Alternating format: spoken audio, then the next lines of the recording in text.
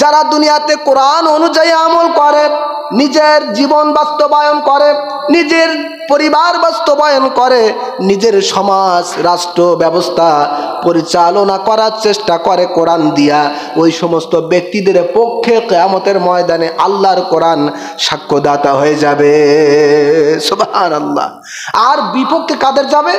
মুহাদ্দিসিনে কেরাম বর্ণনা করেন, যারা দুনিয়াতে নিজের জীবন কোরআন অনুযায়ী বাস্তবায়ন করে না, সমাজটা পরিচালনা করার চেষ্টা করে না, রাষ্ট্রটাও পরিচালনা করার চেষ্টা করে না, বরং কোরআনের বিরোধিতা করে, ওই সমস্ত ব্যক্তিদের বিরুদ্ধে কিয়ামতের ময়দানে আল্লাহর কোরআন বিপক্ষে সাক্ষ্য দিবে।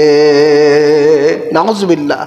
আলহামদুলিল্লাহ আলহামদুলিল্লাহি নাহমাদুহু ওয়া নাস্তাঈনুহু ওয়া নাস্তাগফিরুহু ওয়া নু'মিনু বিহি ওয়া নাতাওয়াক্কালু আলাইহি ওয়া নাউযু বিল্লাহি মিন শুরুরি আনফুসিনা ওয়া মিন সাইয়্যাতি আ'মালিনা। من يهده الله فلا مضل له ومن يضلله فلا هادي له، ونشهد أن لا إله إلا الله وحده لا شريك له، ونشهد أن سيدنا وحبيبنا ومولانا محمد صلى الله عليه وسلم أرسله بالحق بشيرا ونذيرا وداعيا إلى الله بإذنه وسراجا منيرا. أما بعد فأعوذ بالله من الشيطان الرجيم. بسم الله الرحمن الرحيم. إنما المؤمنون الذين إذا ذكر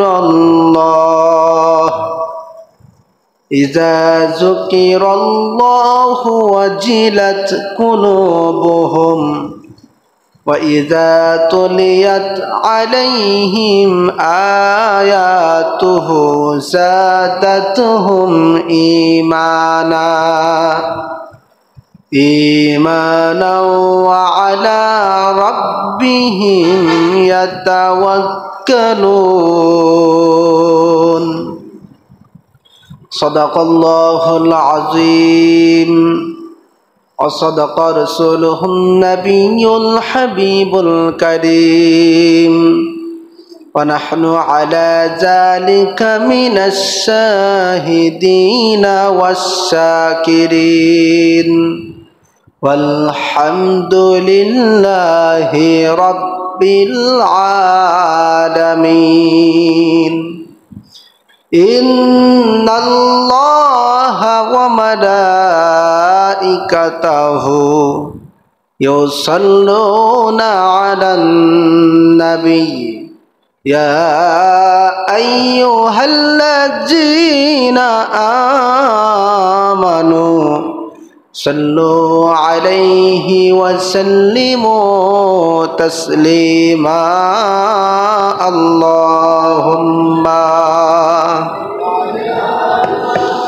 سيدنا مولانا محمد وعلى علي سيدنا حبيبنا محمد. اللهم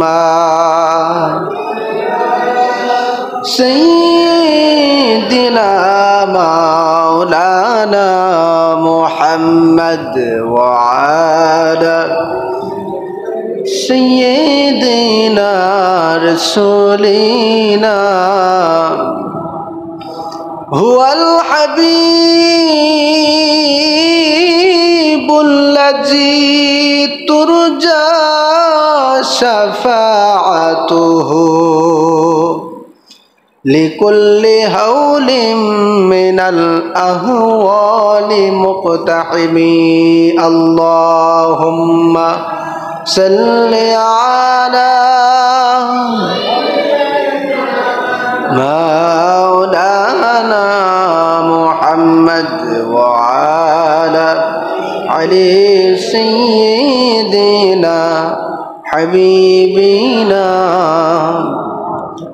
মন খুলে জিকির করি লা ইলাহা ইল্লাল্লাহ লা ইলাহা ইল্লাল্লাহ লা ইলাহা লা ইলাহা ইল্লাল্লাহ লা ইলাহা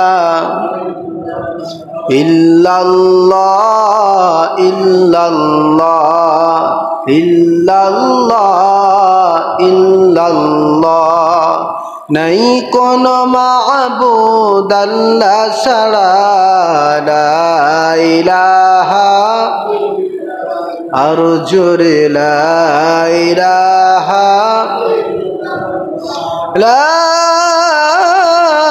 ইলাহা ইল্লাল্লাহু মুহাম্মাদুর রাসূলুল্লাহ সাল্লাল্লাহু আলাইহি ওয়াসাল্লাম আল্লাহুম্মা সাল্লি ওয়া সাল্লিম ওয়া বারিক আলাইহি মুআজ্জাজ মুহতারাম অত্র মসজিদের দিনদার ইমানদার সম্মানিত মুসল্লিয়ান ইকরাম যুবক ভাইরা সকলের প্রতি আবারও অন্তরের অন্তরস্থল থেকে সালাম আসসালামু আলাইকুম ওয়া রাহমাতুল্লাহ। আমরা সর্বপ্রথম সেই আল্লাহ সুবহানাহু ওয়া তাআলার দরবারে অসংখ্য শুকরিয়া আদায় করি যে মহান রব্বুল আলামিন আমাদেরকে পবিত্র জুমার নামাজ আদায়ের জন্য আল্লাহর ঘর মসজিদে সকলের আগে এসে বসার তৌফিক দান করেছেন। খুশি হয়ে দিল খুলে বলি আলহামদুলিল্লাহ। আমরা আরও লাখো কোটি শুকরিয়া আদায় করি জন্যে যে প্রচণ্ড গরমকে আল্লাহ পাক থামিয়ে দিয়ে তার রহমতের বৃষ্টি নাজিল করে পরিবেশটা ঠান্ডা করে দিয়েছেন এবং আমাদের বসবাসের জন্য উপযোগী একটা আবহাওয়া আল্লাহ পাক দান করেছেন, যে কারণে আমরা আগের চেয়ে অনেকটা স্বস্তির সাথে ঘোরাফেরা করতে পারছি, ঠিক কিনা বলুন। যে মহান রব্বুল আলামিন দয়া করে আমাদেরকে এই শীতল ঠান্ডা সুন্দর একটা পরিবেশ দান করেছেন, এজন্য আবারও বলি আলহামদুলিল্লাহ। লক্ষ কোটি দরুদ ও সালাম প্রেরণ করছি আমাদের সেই প্রাণপ্রিয় আখিরি নবীজির শানে, যে নবী যে রাসূল সৃষ্টি না হলে আল্লাহ পাক কিছুই সৃষ্টি করতেন না, সেই মহান নবীর প্রতি প্রাণ ভরা দরুদ ও সালাম বলছি সাল্লাল্লাহু আলাইহি ওয়াসাল্লাম। হাজরিন, আজ পবিত্র মাহে জিলকদ মাসের প্রথম জুমা। আজকে জুমার আলোচনার আলোচ্য বিষয় জিলকদ মাসের ফজিলাত ও পবিত্র কোরআনের আমল সম্পর্কে। মহান আল্লাহ পাক এই গুরুত্বপূর্ণ বিষয়ে আমাদের সকলের জানার বোঝার এবং বাস্তব জীবনে যেন তা আমল করার তৌফিক দান করেন, বলেন আল্লাহুম্মা আমিন। আরবি বছরের 11তম মাস হলো পবিত্র মাহে জিলকদ মাস। সুবহানাল্লাহ বলেন।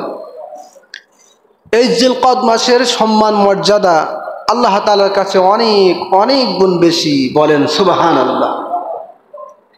এই জিলকদ মাস হচ্ছে প্রস্তুতির মাস। যারা হজ করতে যাবেন আল্লাহর ঘর বাইতুল্লাহ তাওয়াফে যাবেন, নবীজির রওজা জিয়ারাতে যাবেন, সেই সমস্ত হাজী সাহেবদের হজে যাওয়ার প্রস্তুতির মাস হচ্ছে মাহে জিলকদ মাস। সুবহানাল্লাহ। তার কারণ জিলকদ মাসের পরপরই আসছে জিলহজ মাস, যেই জিলহজ মাসে ধনীদের ওপর আল্লাহ পাক হজকে ফরজ করেছেন। সুবহানাল্লাহ। সুতরাং সেই জিলহজ মাসে ধনীরা যখন হজ করতে যাবে, সেই হজে যাওয়ার আগের মাস হচ্ছে জিলকদ মাস, অর্থাৎ হজের প্রস্তুতির মাস। বলেন সুবহানাল্লাহ। আর এ মাসের সম্মান মর্যাদা আল্লাহ পাক অনেক বাড়িয়ে দিয়েছেন।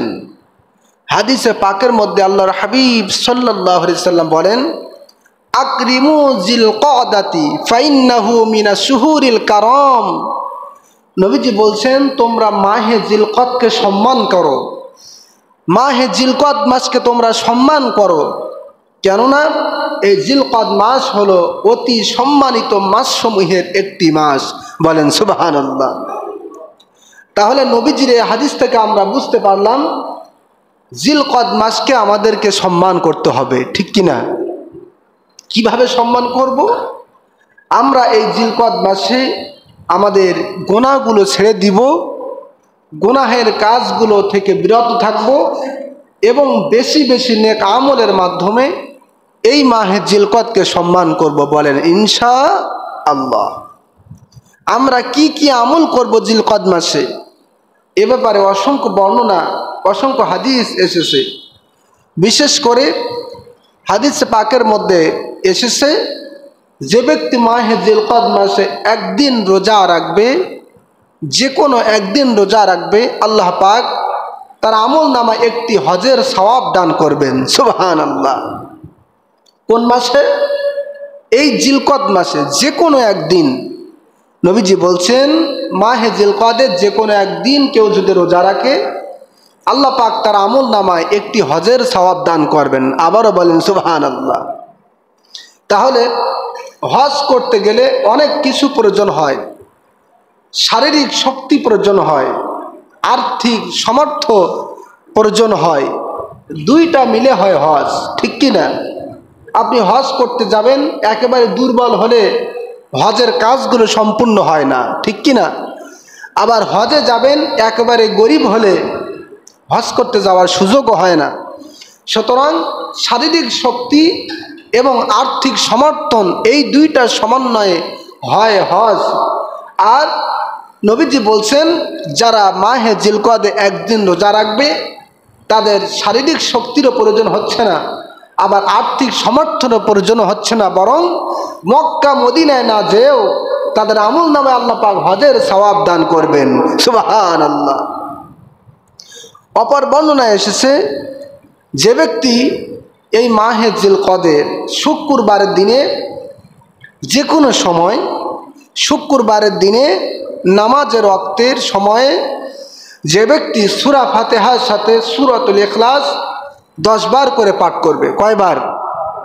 10 বার করে পাঠ করে 2 রাকাত নামাজ আদায় করবে, আল্লাহ পাক তার আমল নামায় একটি হজ এবং একটি ওমরার সওয়াব দান করবেন। সুবহানাল্লাহ। এটা তো আরও সহজ। রোজা রাখতে তো একটু কষ্ট হয়, কিন্তু 2 রাকাত নামাজ পড়তে কি খুব কষ্ট হবে? হবে না। তো আমরা যদি রোজা না রাখতে পারি, তো নামাজের আমলটাও করব। নবীজি বলেছেন যে ব্যক্তি শুক্রবারের দিনে নামাজের ওক্তে যে সময় নামাজ পড়া যায়, এই শুক্রবারের দিনেই যে ব্যক্তি সূরা ফাতিহার সাথে সূরাতুল ইখলাস 10 বার, কয়বার? কথা বলুন।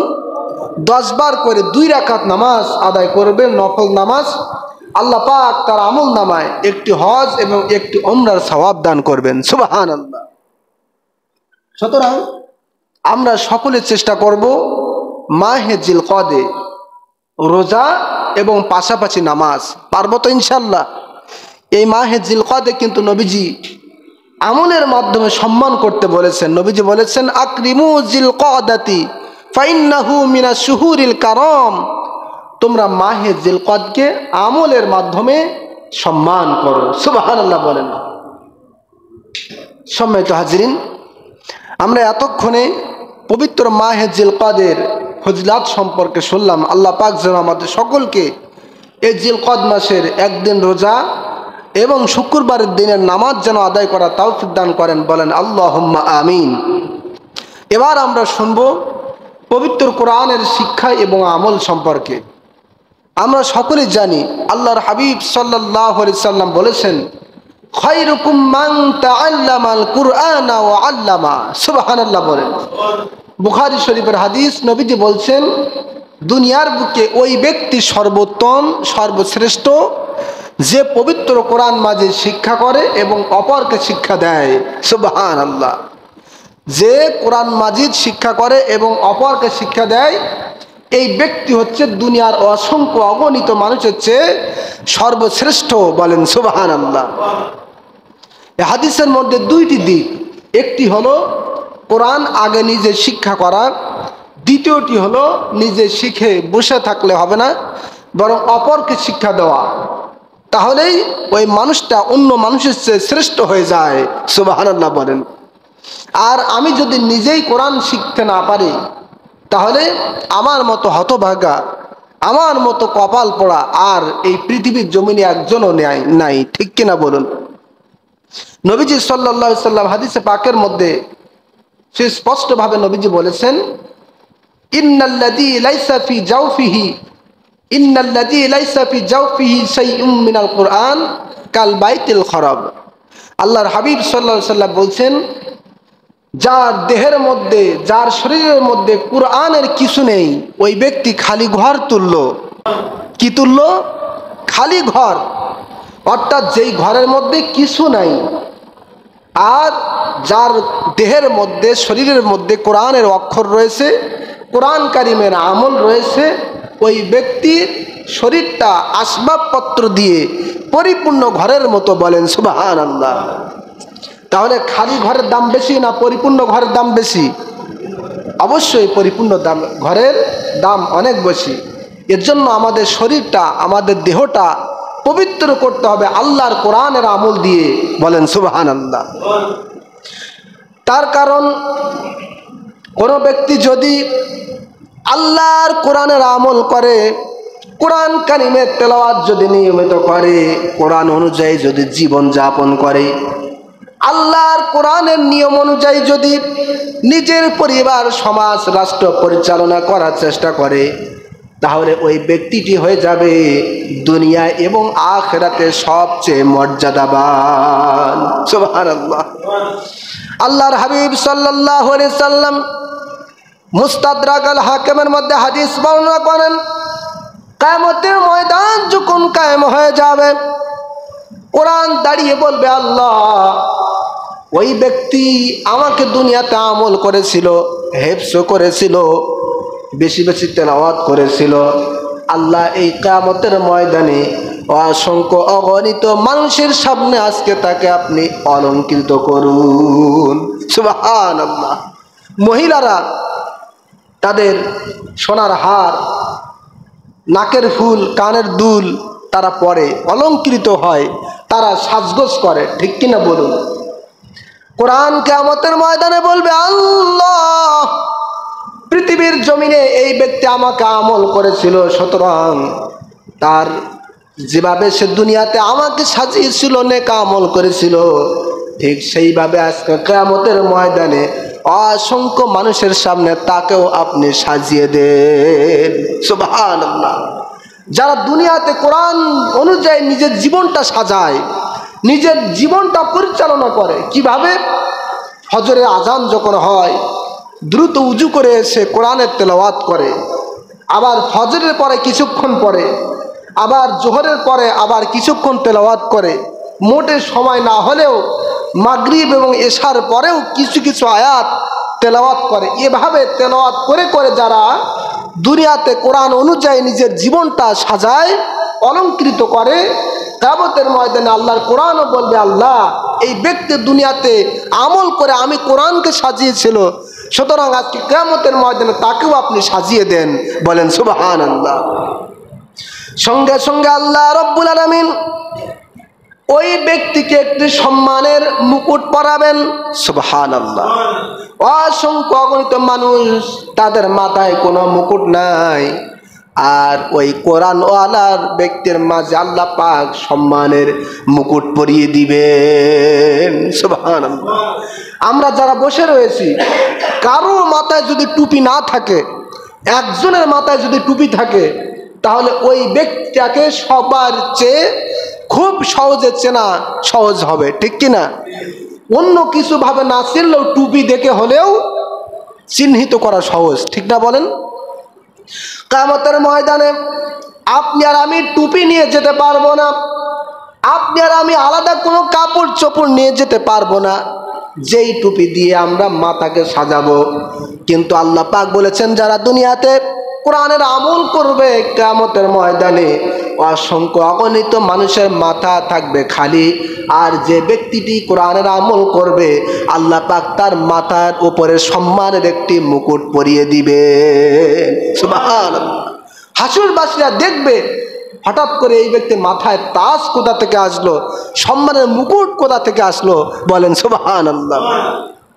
আল্লাহর কোরআন বলবেন, প্রভু মালিক এই ব্যক্তি ফজরের পর আমাকে তেলাওয়াত করেছে, জোহর আসর মাগরিব বিভিন্নভাবে তেলাওয়াত করেছে, সব সময় হয়তো বা কোরআন হাতে নিয়ে বসতে পারে নাই, কিন্তু নামাজের শেষে আয়াতুল কুরসি হলেও আমি কোরআনের তেলাওয়াত 5 ওয়াক্ত করেছে। সুবহানাল্লাহ। সুতরাং আজকে শুধু মাথায় কাপড় দিলে হবে না, মাথায় শুধু টুপি দিলে হবে না, বরং তাকে আপনি আরো সাজিয়ে দিন, তাকে আপনি আরো অলঙ্কৃত করুন। আল্লাহ রাব্বুল আলামিন সঙ্গে সঙ্গে ওই ব্যক্তিটাকে বেহেশতি পোশাক সমস্ত শরীরে পরিয়ে দিবেন। সুবহানাল্লাহ। তাহলে মাথা হলো টুপি, তাজ, মুকুট, আর শরীরটা হলো আল্লাহর বেহেশতি পোশাক, বলেন সুবহানাল্লাহ। কোন কারণে? কোরআনের আমলের কারণে, বলেন সুবহানাল্লাহ।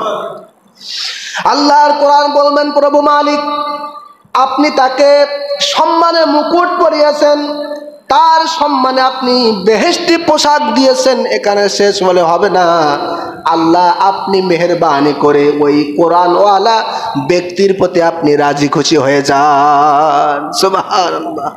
আপনি তো তাকে সম্মানের মুকুট পরিয়েছেন, জামা কাপড় পরিয়ে দিয়েছেন, এখানে শেষ নয়, বরং আপনি তার প্রতি সন্তুষ্ট হন, খুশি হন, বলেন সুবহানাল্লাহ। সঙ্গে সঙ্গে আল্লাহ রাব্বুল আলামিন কোরআনের সুপারিশে ওই ব্যক্তির প্রতি খুশি হয়ে যাবেন, রাজি হয়ে যাবেন। সুবহানাল্লাহ। এবং আল্লাহ পাকের পক্ষ থেকে বলা হবে, ইকরা ওয়ারকা ওয়াইজাদু বিকুল্লি আয়াতিন হাসানা। রে আমার বান্দা, তুমি দুনিয়াতে যেইভাবে আল্লাহর কোরআনের আমল করেছিলে, আজকে হাসুরবাসীদের সামনে সেইভাবে আল্লাহর কোরআনের আয়াতগুলো এক এক করে তেলাওয়াত করতে থাকো।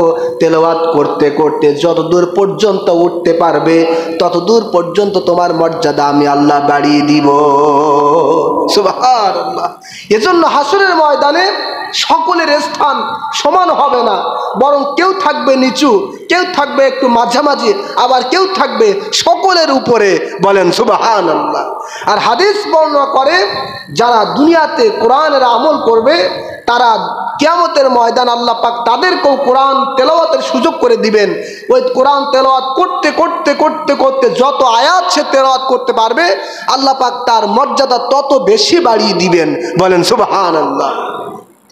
তাহলে পৃথিবীতে হয়তোবা আমরা কেউ এমপি, কেউ মিনিস্টার, কেউ বড় সচিব, কেউ প্রধানমন্ত্রী, কেউ বিভিন্ন মন্ত্রী হয়ে সর্বোচ্চ সম্মানের রাষ্ট্রপতির স্থানে বসতে পারে, কিন্তু ওপারের ক্ষমতা তাদের, ওপারের মর্যাদা তাদের।